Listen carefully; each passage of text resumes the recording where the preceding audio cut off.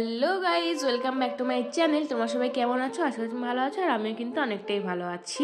এখন ভালো আছি, দুদিন ভালো ছিলাম না একদমই, সেই জন্য কোনো রকম ভিডিও শ্যুট করতে পারিনি। যাই হোক, সেটা পরে বলছি। শুধু আমি একা রেডি হইনি, দেখো আমার সাথে সাথে কিন্তু দিদিও রেডি হয়ে গেছে। শুধু দিদিও নয়, মানে আমার বাড়ির সবাই রেডি হয়ে গেছে। আর এদিকে আমার দিদা বাড়ি এসেছিলো, সেটারও যে একটা ব্লগ বানাবো সেই ক্ষমতাটাও ছিল না, মানে এনার্জিটা ছিলই না।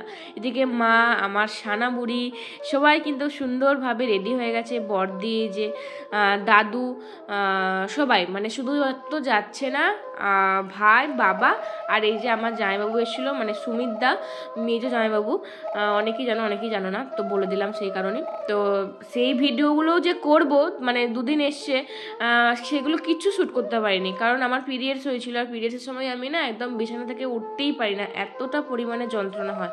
মানে ওই মাসের দু একটা দিন শুধু মনে হয় মানে ঠাকুরকে দেখে যেন আমাকে মেরে দেওয়া হোক, এরকম ব্যাপার। এতটা যন্ত্রণা হয়, সারাক্ষণ শুধু বসে বসে কাঁদি। তো যত ভালো কন্টেন্টই থাকুক না কেন, আমি কোনো রকম ভিডিও শ্যুট করতে পারি না, কোনো রকম ইচ্ছেই করে না।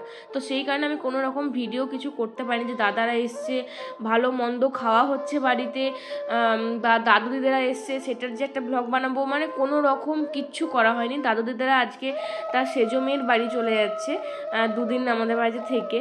তো সেই জন্য ভাবলাম আমরাও যাবো, আমরা অনেকদিন সেজো মাসিমণির বাড়ি যাইনি। তো সেই কারণেই সবাই মিলে ঠিক করা হয়েছে যে গাড়ি ভাড়া করে যাব। দিদা দাদু থেকে যাবে আর আমরা ব্যাক করে যাব কিছুক্ষণ থেকেই। তো সেই কারণে আমরা রাস্তা বেরিয়ে পড়েছি। দেখো, আর রাস্তাটা এত ভালো লাগছিল। আর সেদিনে ওয়েদারটাও খুব ভালো ছিল, মানে ওয়েদার ভালো ছিল বলতে বিকেলে যাচ্ছিলাম তো ভালো লাগছিল, কিন্তু রোদ গরম তো ছিলই প্রচণ্ড। তো তারপরে একটা মিষ্টির দোকানে দাঁড়িয়ে দিদি ওদিকে কালো জাম নিয়ে নিল, আর আমাদের ভাইপোর জন্য 2 প্যাকেট চিপসের প্যাকেট নিয়ে নিল।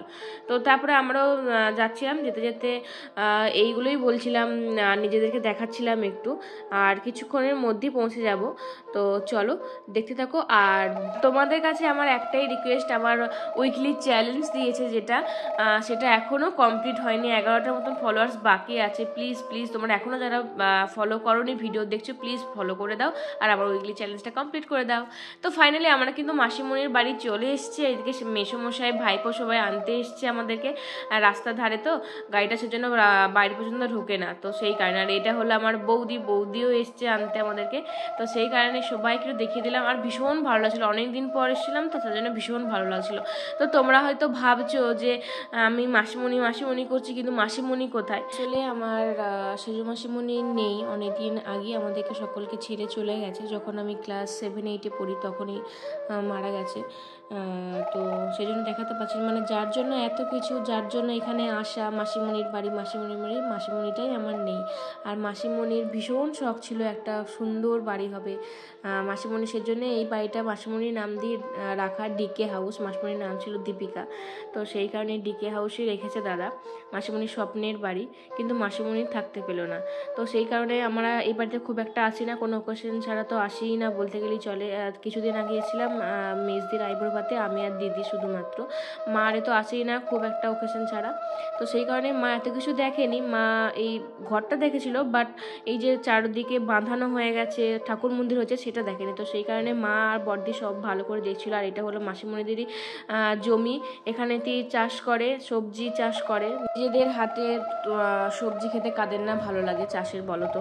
তো যাই হোক, এগুলোই সব দেখছিল মা ভালো করে। আর আমাদের মাসিমণির বাড়ির চারপাশের ভিউটা তো জাস্ট অসাধারণ, কি ভালো লাগছিল কি বলবো, বসে বসে গল্প করতে। সেই জন্যই ভাবছিলাম মাসিমণি থাকলে যে কি খুশি হতো। তার উপর আমার বড়দির মেয়ে এসেছি প্রথমবার, আমরা সবাই এসেছি, মাসিমণি থাকলে ভীষণ খুশি হতো। সেই জন্য মাসিমণিকে ভীষণভাবে মিস করছি। মাসিমণি, I miss you so much. তারপরে আসার পরেই আমাদেরকে কিন্তু হাতে 1 গ্লাস করে কোল্ড ড্রিঙ্কস ধরিয়ে দিয়েছে। আর মা আমার ভাইপোর জন্য একটা জামা প্যান্ট ছিল, সেটাই ওকে দিয়ে দিল। আর দেখতে পেলে, আমি তোমাদেরকে প্রথমে দেখালাম যে ও চিপস খাচ্ছিল, একটা মাত্র চিপস ছিল। সেই চিপসটা ও দাদু, মানে ও সব কিছু যাই খায় না কেন ও দাদুকে না দিয়ে খায় না। তো দাদুকে দিচ্ছে যখন, আমরা বললাম আমাদেরকে দিবি না, তো ওই একটু একটু করে ভেঙেই সবাইকে কিন্তু দিয়েছে, একা কিন্তু ও খায়নি। তো সেটাই একটু খেয়ে নিলাম। তারপরে দেখো, কোল্ড ড্রিঙ্কস খাওয়ার পর মিষ্টিও চলে এসছে। কালো জাম খেতে তো দুর্দান্ত ভালো লাগে, মানে আমার ভীষণ ভালো লাগে আর কি। তো 4টে করে এনেছিল, 4টে করে খাওয়ার তো পেট ছিলই না। তবে একটা খাওয়ার পর ভেবেছিলাম আর খাবো না, কিন্তু একটা খাওয়ার পর এতই ভালো লাগছিলো খেতে, তারপর ভাবলাম যে দাও বৌদি আর একটা দিয়েই দাও, তো হাতে করে আর একটা এক্সট্রা নিয়েই নিয়েছিলাম।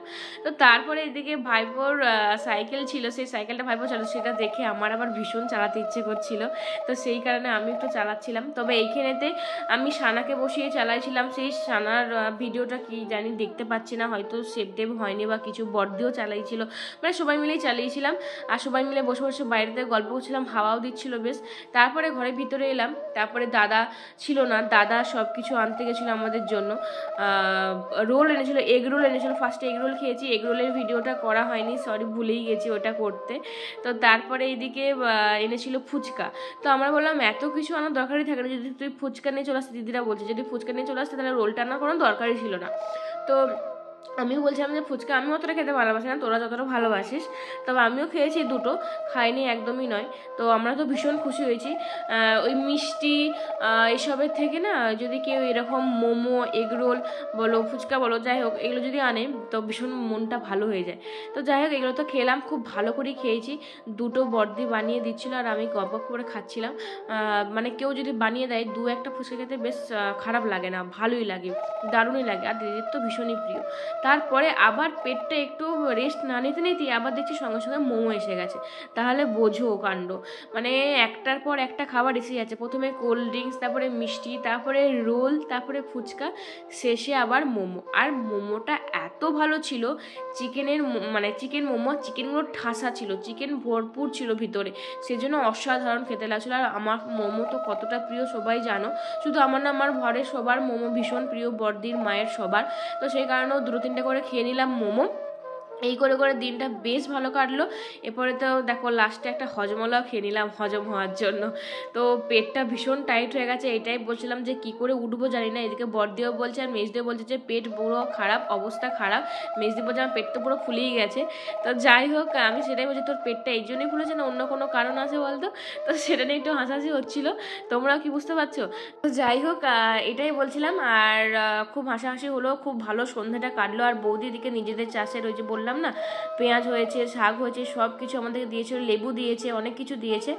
তো আজকে ভিডিওটা এই পর্যন্ত। যদি ভালো থাকে অবশ্যই লাইক কমেন্ট শেয়ার করতে একদম ভুলবেন। দেখা হচ্ছে পরের ব্লগে খুব তাড়াতাড়ি, ততক্ষণ ভালো থাকবে, সুস্থ থাকবে। পেজে নতুন হলে প্লিজ প্লিজ পেজটাকে ফলো দিয়ে পাশে থেকো। বাই।